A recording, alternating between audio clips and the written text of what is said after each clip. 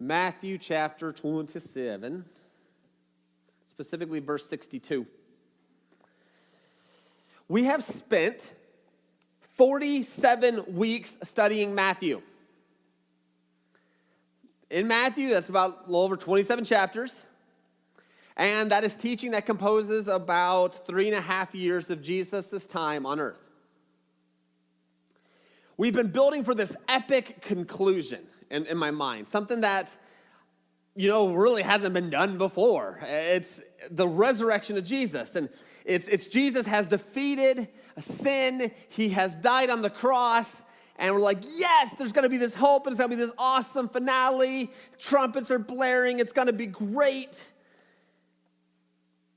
And then I read it, and I'm like, that feels a little anticlimactic, according to Matthew.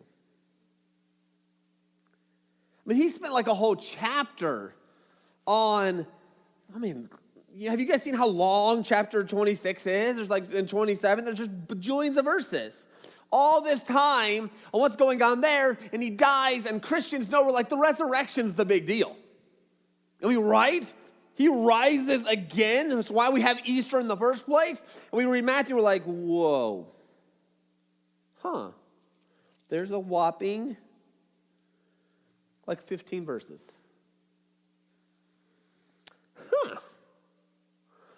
The resurrection of Jesus, when I was coming across it, almost, to me, felt like an afterthought in this book. It did. Compared to how long he has spent in other things. And I'm not spouting heresy here, okay? I just no, I'm not saying, Matthew messed up or anything, but it just felt like when we've spent all this time building for this conclusion,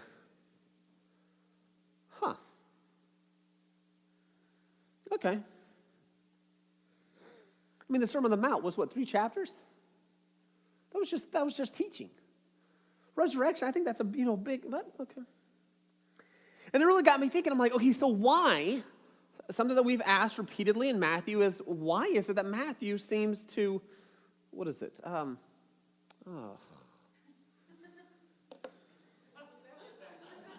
guys want to see this?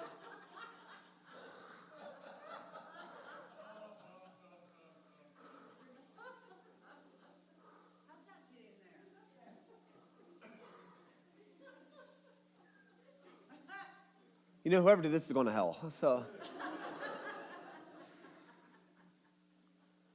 I can't stop looking at it. It's like, I literally cannot pull my eyes away from that. I'm like, Does it look different on your guys? Nope, looks the same. Okay.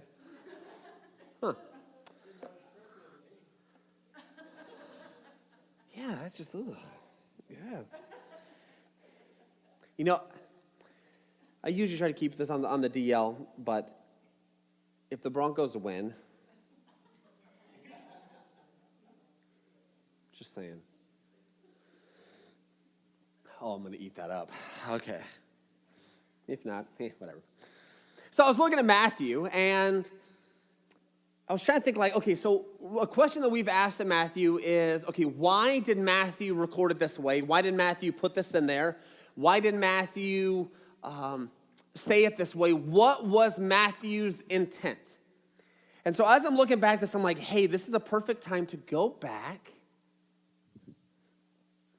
and to look at the characters of Matthew. This is the very first sermon. Back when I was a wee little lad a whole year ago. What were some of the big characteristics of Matthew? And I thought it was really neat. I haven't been purposefully going out and saying, these are the characteristics week after week, but have you guys caught these? Now that we look back, we're like, wait. There's a lot of confrontations between Jesus and the Jewish systems, the laws, the customs, various things like that. It's very Jewish. Very, very much into fulfillment about what he fulfilled. Matthew has spent plenty of time explaining that and connecting it with the Old Testament and the writing things there. We had a couple sermons specifically where Jesus is sort of like giving us an idea that something else is coming, known as the church.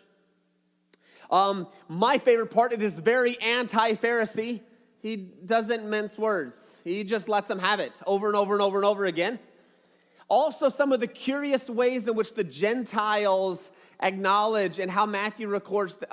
What did we talk about last week? That it was the Gentiles who called him what? Just went blank here. The three wise men, king of the Jews. And how Pilate did the same thing. And there's just sort of this neat relationship with the Gentiles in the midst of this as Matthew explains it. There's also a huge teaching emphasis, which I think explains why Matthew doesn't spend as much time on the resurrection as elsewhere. Because why are you trying to prove something that all your readers already believe in the first place? And when I thought about it like that, I'm like, wait, duh. Matthew has been writing it. The way Matthew has blocked his messages are sort of in these teaching lessons.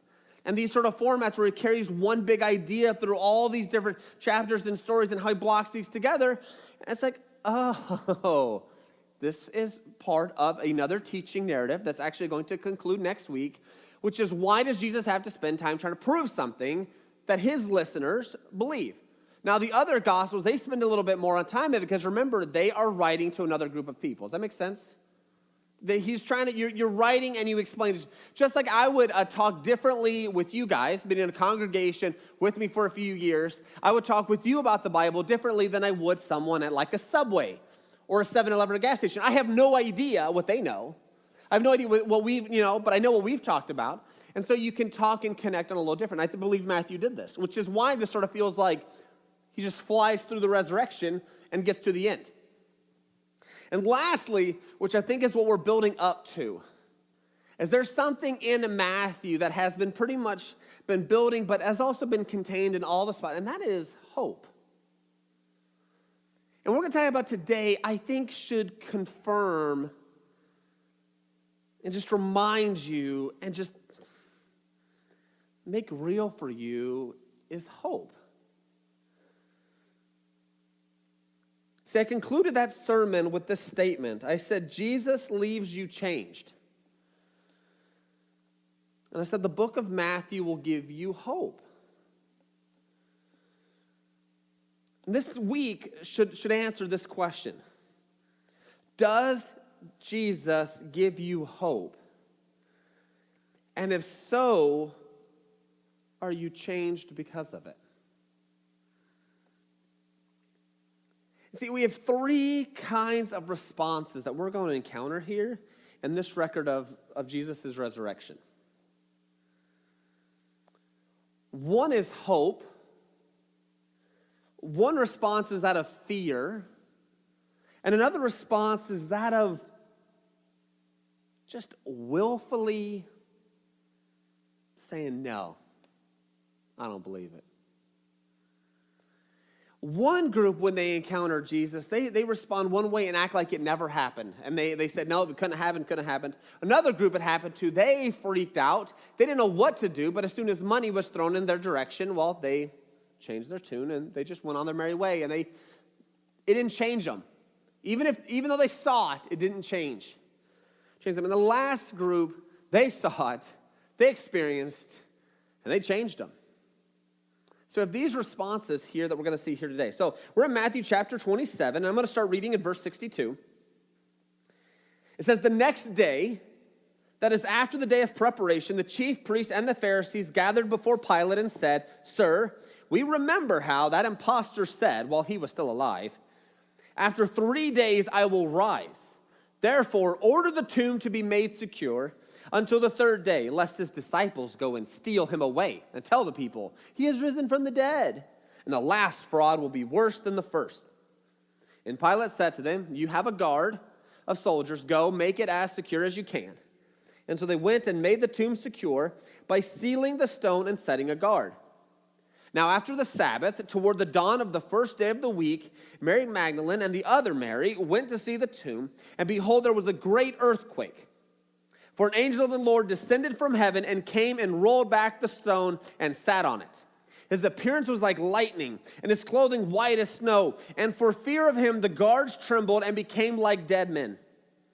But the angel said to the women, do not be afraid, for I know that you seek Jesus who was crucified. He is not here, for he has risen as he said.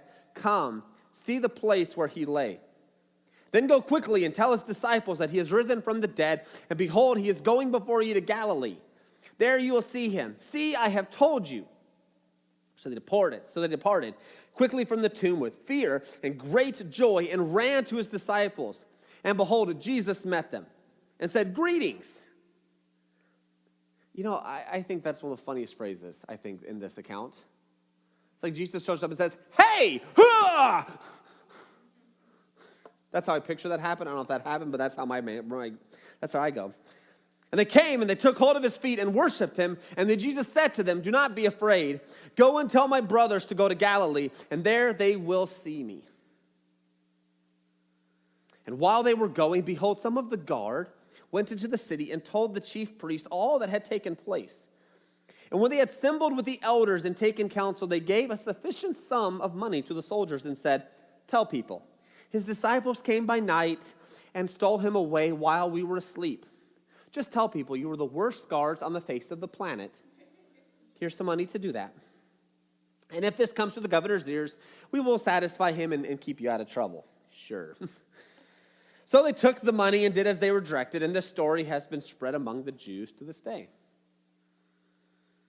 So the first group of people, the first responses that we see, are this group by the religious leaders, the chief priests. Their statement was, I refuse to believe this. He says in verses 63 through 66 in chapter 27, did you guys see? So he says, sir, we remember how that imposter said. You notice that they didn't even give it a shot. If it was going to happen, it couldn't have been because he's all fake anyway. They'd already had in their minds that Jesus was an imposter. They also said, lest his, last fraud will be worse than the first. So they've said no matter what happens, it's fake. It's a fraud. I refuse to believe it. Even if I see here standing right here in front of me, it's just magic. Just an illusion. It can't be true. He's an imposter. He's fake. No matter what he does, I don't believe it. That's the first response. I refuse to believe this. Verses 11 through 15, even after soldiers there's no reason for them to lie, because by saying what they were saying, they quite possibly could be admitting that they failed at their job and they should be killed. In the military, when you are the one watching, standing watch, standing guard, if you fall asleep on watch, they don't take so kindly to it. They don't. You don't do that. I mean, literally, you do not fall asleep if you are standing watch. Period. What these soldiers have said by running and making this public is, we blew it. But it should make you stop and wonder. So, as these chief priests and these rulers, they knew what Jesus said. You ever wonder why the disciples weren't standing there waiting? Like Jesus told them over and over and over and over and over. Over and over and over. Like, nah, not gonna happen. He died. Huh. Okay. But the Pharisees, who ignored and didn't like Jesus and wanted him to stop talking, they knew what Jesus had said.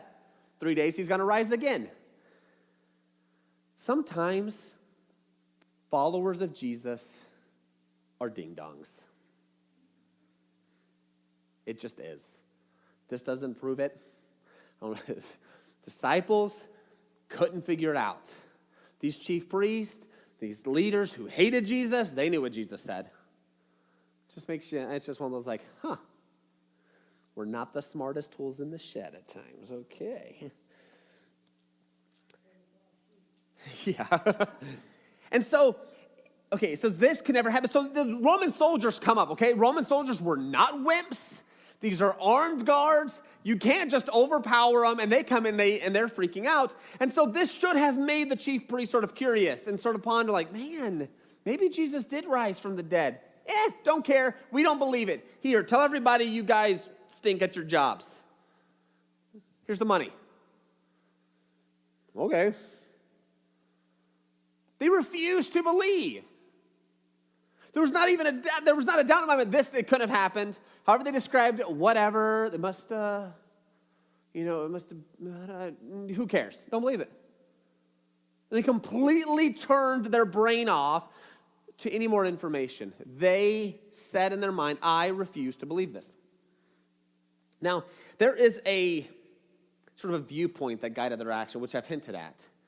By implying that Jesus was fake and a fraud and that he was an imposter, no matter what they saw after that, would have just confirmed in their minds that he was a fraud, an imposter, fake. And this is called a presupposition. It's a presuppositional worldview, which all of us have, where we bring information in from whether we've grown up or what we've said or all this other stuff, and we bring it in, and it impacts how we converse and talk and what we believe right here in the moment.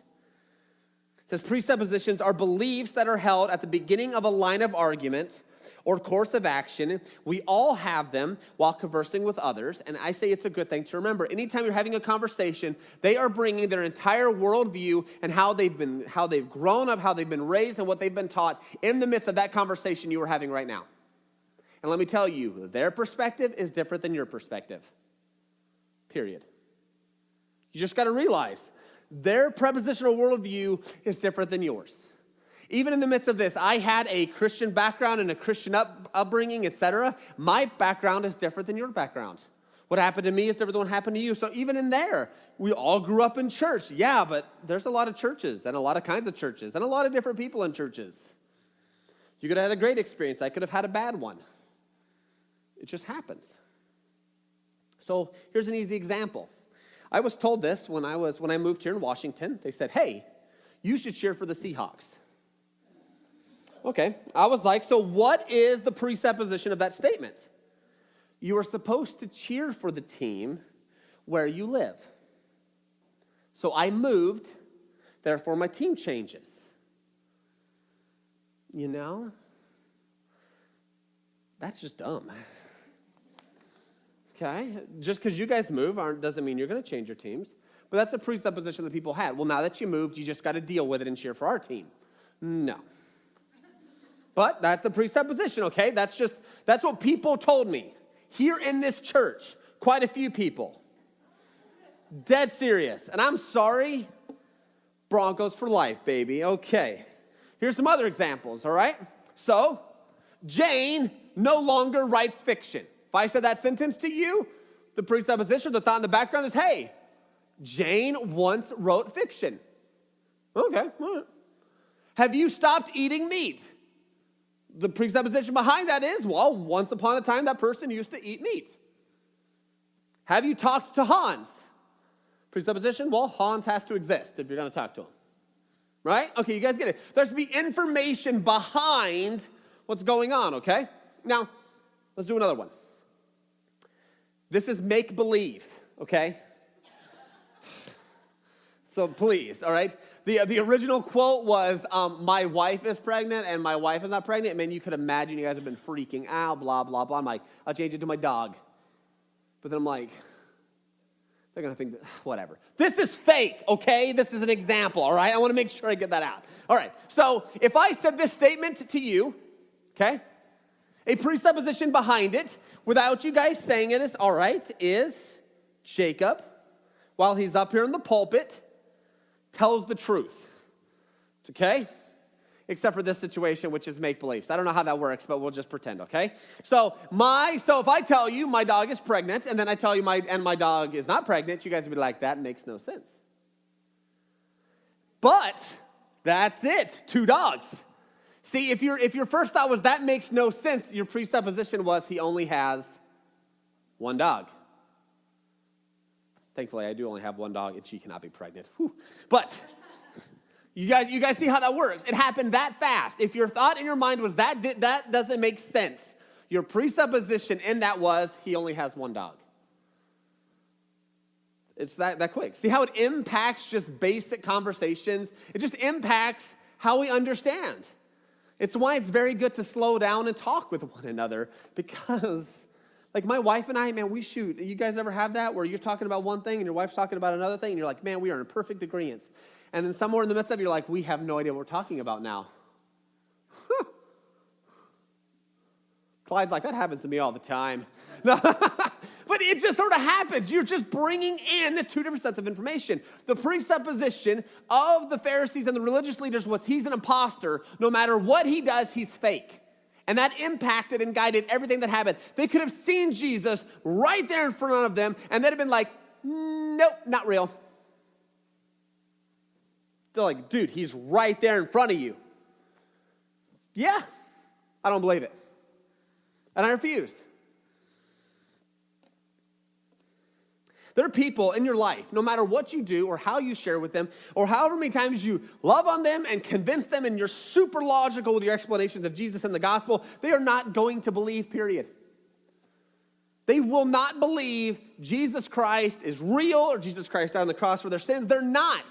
Because their presupposition in their mind, they refuse to budge and reconsider and think about it. But I think this is also could be a source of encouragement for us. Because we try to share, and we try to share Jesus, and we try to share the gospel with others, and it can be really frustrating. But let me tell you, if it was based on your experience, everybody who encountered the resurrection of Jesus would have gotten saved, right? Everybody. Did they? Emphasizes throughout even chapter 8. Some doubted. Some doubted. Yeah, they saw Jesus. I mean, Jesus is right there in front of them, and they're like,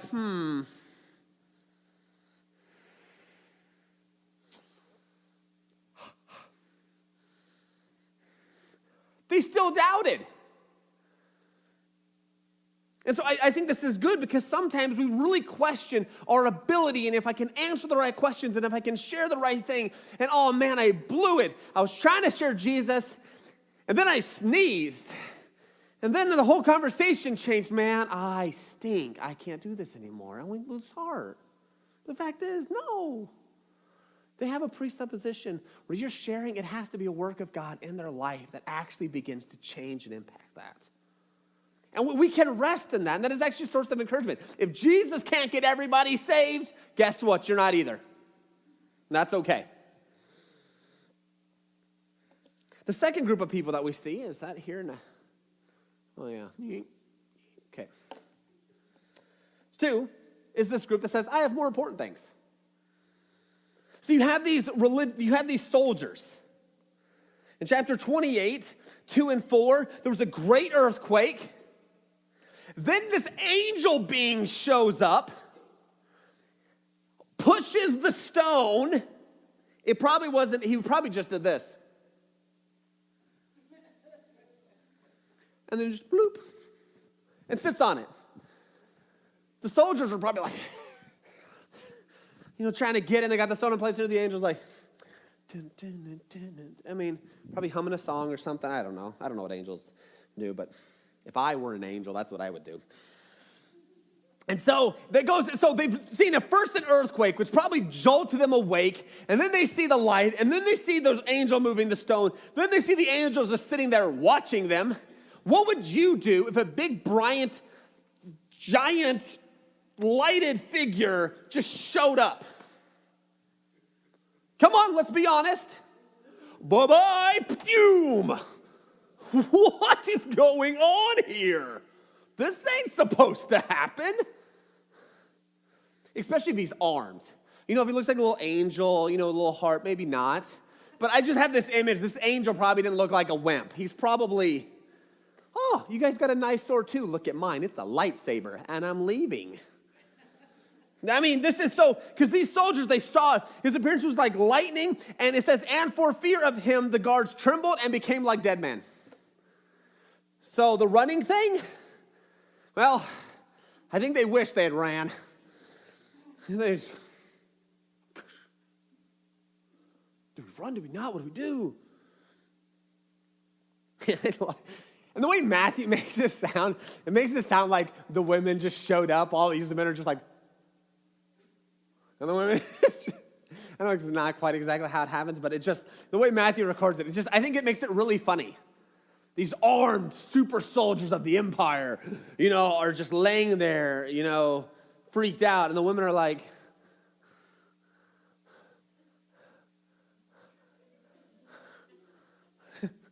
the guys are, in the cowering, shivering and scared. And the women are like, we were going to see the body? And the angel's like, hey, you don't have to fear me. Sit down, soldiers. It's all right, ladies. You can come. He's not here. Sit you. Okay, it's like a dog, man. And so, okay, I'm getting off traffic here because this is just making me laugh. Oh, I love this. All right. And so the soldiers see it, and their response was, like I said, they saw an earthquake, moving soldiers, glowing figure, all right? Then they run in. It says, while they were going in verse 11, some of the guard went into the city. Some of the guard, we don't know what happened to the other guard. They are still traveling to this day. To Mexico. All right, they're gone. And they told the chief priests all that had taken place. And when they assembled, and so the chief priests are like, oh no. They get together and they go. And they says, tell people his disciples came by night, stole the body. And if it comes to the governor's ears, which would have worried the soldiers, that's why I think only some of them came back. All right? When it comes to their ears, we'll satisfy and keep you out of trouble. See, the soldiers, in their minds, are like, we are dead.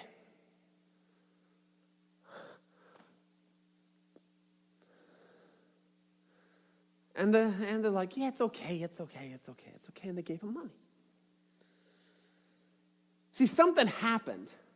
Something remarkable, something true, something that was undeniable. You don't just bring a bunch of Roman legion soldiers petrified in fear unless there was something big. It just doesn't happen. And at the end of the day, the money was more important than telling people what happened. See, in their minds, I have more important things to worry about, like my health with Pilate and this nice amount of money I've suddenly been given. And that's what they told people because they had something more important. And I think this attitude transpires into, a lot of areas in the life, not just in religion, but in lots. So I like to say this one, but many of us have heard someone says, I believe in freedom of speech, yet they refuse to hear other people speak. They refuse to allow, or they refuse to even want or discourage anybody with a different viewpoint of talking. So yeah, I believe in freedom of speech. And so some of you guys are like them Democrats. And then the other side's like Republicans. And let me tell you, it's both sides. I've stood in the middle of it, and I want to do this. Yeah, but both of them are like, I only believe in freedom of speech as long as you agree with exactly what I'm going to say when I want you to say it. So I believe in freedom of speech as long as you freely say exactly what I want you to say, because I'm a dictator. See, they say they believe it, yet it actually hasn't impacted their life. And I think this response is the most frustrating for those of us who believe in something. So, for example, if something really matters to us, like, let's say, social justice issues or adoption issues or whatever it is, and we're like, oh, we're all about this. And other people are like, yeah, I'm sort of about it. Oh, yeah. Yeah, I'm sort of about it. Here, I'll like your cause on Facebook. And that's it. They've done their civic duty. It's like it. They say they believe in something, but has it changed their life? No. Has it impacted or driven them to do anything? You guys encounter somebody like that? Has that happened to you every once in a while? I probably think so. Oh yeah, injustices. And just try to get away as fast as we can. And it drives us who are serious about a cause. It can drive us nuts. So you guys have probably heard this in Revelation chapter 3, especially in regards to, Christians. He says, I know your works. You are neither cold nor hot. Would that you were either cold or hot. So because you are lukewarm and neither hot nor cold, I will spit you out of my mouth. And I heard this explained to me when I was a kid. That God, see, hot, those are people that are on fire for Jesus. And cold are people who are cold for Jesus. And God would rather you be cold for Jesus than sort of hot for Jesus. Does that make any sense to you guys? No, but that's the way it was explained to me. And then, I'm like, huh. Okay, what do you guys use to cook noodles with? Cold water? What type of water, guys? Hot water. Okay. Have you guys ever drank a pop or a bottle of water that you guys left in the car? What is your response when you drink that lukewarm water?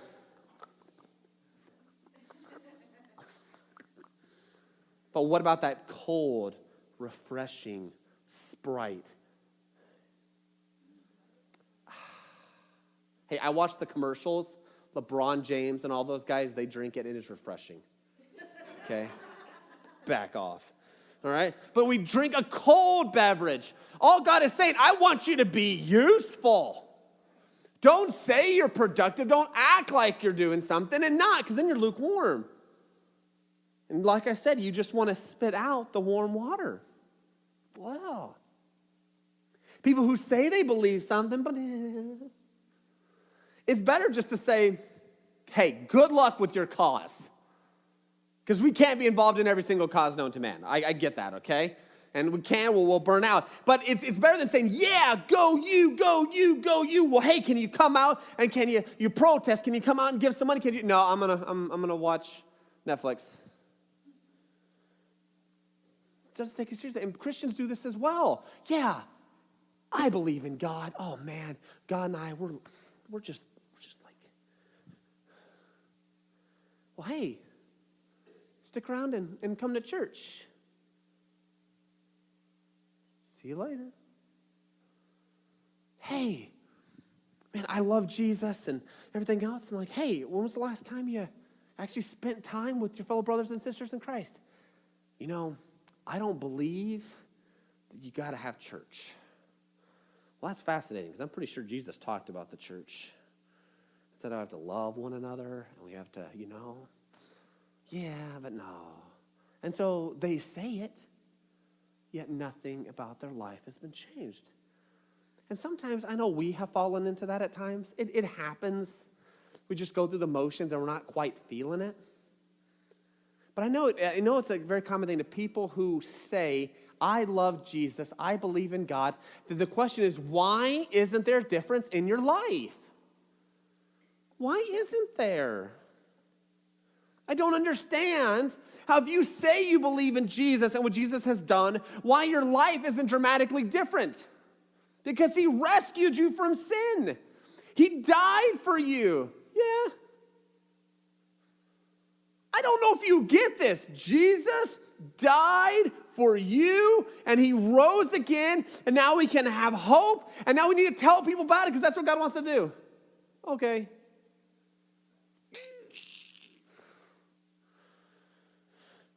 See, the soldiers saw something miraculous. They saw something incredible. They freaked out for a little bit, but as soon as they saw the money, it was like, I got more important things. This last response is that of these ladies. Notice how the ladies responded to the news of Jesus and his resurrection. I mean, he says, do not be afraid. So there was a little fear there. I mean, rightfully so. Glowing armed super soldier guy. A little scary. Okay, we'll get that. Jesus shows up right in front of them.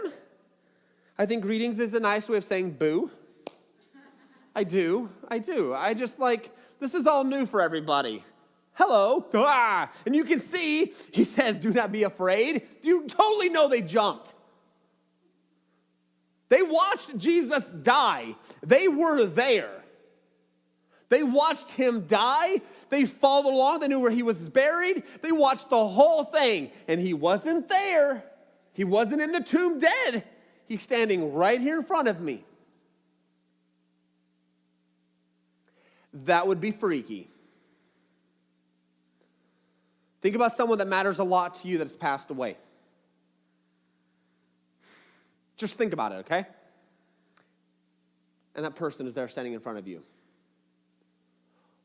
What would be your response?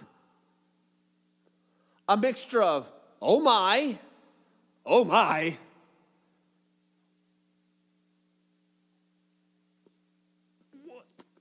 Am I supposed to be scared here? Am I supposed to be happy? Yes. That was the ladies. So this impacted them. Do not be afraid. So fear did impact. And I emphasize the fear part because the information that they hit was real. I mean, it scared them. That not only had they been sort of terrified with the whole angel thing and the soldiers and Jesus not being there, and they get worried, and there was legitimate fear there, then Jesus surprises them on the road. They were scared. Just like the soldiers. See, that's the difference. The soldiers were scared, and they had better things to do. These ladies got scared, but their response was, I believe. Because when they say they took hold of his feet and worshiped him like, I'm not going to let you go. Do not leave again. Your kids ever do that to you? You're trying to walk, and you're like, oh man, the new dog I got, Dora, she can't hold onto my feet, but whenever I go anywhere, her nose is like right here against me. She's like, you're not leaving. I'm like, I got to go to work. She's like, I will go too. Maybe someday. I will go now. No. And she wants to go as bad as she can. She doesn't want to let go. And there's these ladies, and they are freaking out, and they're happy at the same time, and they wanted to make sure in case Jesus changed his mind, it wasn't going to happen. They latched on. They held on to him. They didn't want him to go. They took hold of his feet, and they worshiped him because they believed. They saw it, and they didn't act like it didn't exist. They saw it and were like, this is what Jesus has said. This means what he says is true. This confirms everything Jesus has done. It must be real. And they worshiped Jesus. And how it changed these ladies, I think, is demonstrated in the response. He says, do not be afraid. Go and tell my brothers to go to Galilee, and there they will see me. And he sent them. And we know from the other Gospels, the other place they went. I mean, it's really cool, but I know people say the Bible's mean to women, and you guys have probably heard that and stuff, but I'll be honest, the women get like the best parts. The first evangelists recorded in the New Testament were women.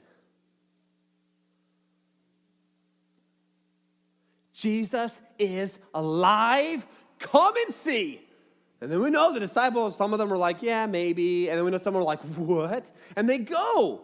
But the first ones, these ladies were like, I believe. And I believe so much, I'm going to go and I'm going to tell people this crazy, ridiculous claim. How do you think they sounded when they were running down the street? Because I bet it wasn't all sophisticated like, all ladylike, prim and proper. They were hauling, they were booking, they were running down the street, they were going, and come on. You think they were quiet? Oh, I might get embarrassed. Jesus is alive, and I don't want what people think of me. No, they were probably yelling it down the streets. They got known as those crazy ladies who ran down the street proclaiming, he's alive, he's alive, he's alive, he's alive, come see. It changed them because they believed. See, the Pharisees refused to believe. The soldiers, they had more important things. And these ladies, their response was, I believe.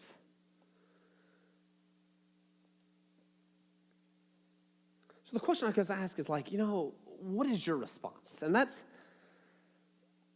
it's a legitimate question. But I want to go back to the very first thing I was talking about in regards to hope. Because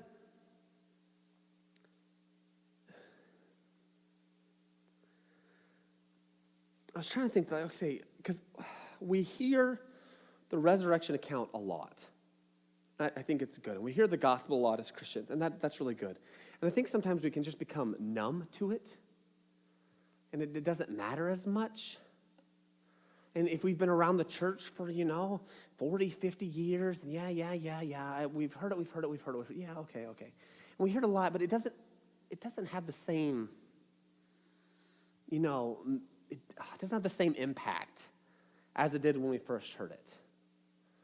And I'm thankful. When I got saved when I was 15, I was a sophomore in high school. And I remember the very vivid difference that happened in my life and in my view. And I know others, like my wife, she accepted Jesus when she was 4. And so the change in her life wasn't as dramatic, And so I get how sometimes it can be hard that the death and resurrection of Jesus can be a little harder to register. So I was trying to think of some ways, well, how can we keep thinking and how can we keep applying and how can the resurrection of Jesus stay relevant in our lives week in and, week out? And so I just sort of was scribbling some ideas down. Because the resurrection of Jesus does one thing for us, and it brings us and should bring us hope. Because people have been trying to conquer death since the beginning of time, and it hasn't worked. We are still dying. We have conquered illnesses and types of cancer and diseases. We can travel the ocean, we can go to the moon, we can go to the bottom of the sea, we can do all this stuff, but we can't stop ourselves from dying. And so I was thinking, so the resurrection of Jesus shows death doesn't have to be final. This should do something for us. That should bring us hope. And so I was scribbling some stuff down, and so he said, out of hope is born confidence. And so it's possible in your Christian life you're struggling with sort of you're concerned and you're worried about what's going on. But I want to say, hey, if Jesus Christ can die on the cross, just like he said, planned it to perfection, and rise again in 3 days, and he did that all for you, that should give us a level of confidence. If he did that for you, he probably has some other areas in your life already figured out. So don't be so timid. Have a level of confidence in that. So out of hope is born confidence. I wrote, out of hope, there's stabilizing. There's a stabilization in the midst of chaos, where some of you guys' life, it literally feels like life has been completely turned upside down. Job change, whatever it is. And hope, stabilizing, because so much of the hope and the fear is brought well, I'm worried if you lose your job, I'm worried I don't have enough money. Well, guess what? When you die, you know where you're going? Heaven. That brings us hope. We're yeah, but I'm going to starve to death first. Yeah, you might. But then guess what? And I say that not lightly because I like to eat. But I would hate going hungry. That'd be a lame way to die. But in hope brings us that. And we can sort of poke fun at it, but it's true. We shouldn't have fear in death because, well, hope. Hope in what Jesus Christ has done. Jesus and his death and resurrection gives our life purpose. It gave these ladies life purpose. They started to share that Jesus had died and rose again immediately. And then I think out of hope is also born joy. I think when we see that Jesus Christ died and he rose again 3 days later, just as he said, I think what that means is that brings a level of joy in the midst of any situation that we have. And I am not saying, I have heard people tell me if you are sad, you are not rejoicing in the Lord. I have heard people tell me when you are depressed, you are not rejoicing in Jesus. I have heard that nonsense said. You're not allowed to grieve because Jesus died. And I say that is a lie. Because you can grieve, yet still have joy in Jesus. You can be sad and still know in the end it's going to be okay. And that's what the resurrection of Jesus Christ gives us. Because when we believe what Jesus did, it changes, it brings a level of confidence in our life. And so if you're lacking confidence, I say, hey, turn back to the cross. If you're struggling in the chaos of your life and you're trying to organize it, turn back to the cross and allow that to stabilize and become your center point. If you're struggling in your purpose in life and what to do next, guess what? Turn back to the cross. It's going to help bring purpose in your life. And if you're struggling right now and you're just having a hard time, turn back to the cross. And it's not a magic pill that's going to fix everything. But look back to the cross and realize, hey, he rose again, just like he said. It's going to be okay. And hold on.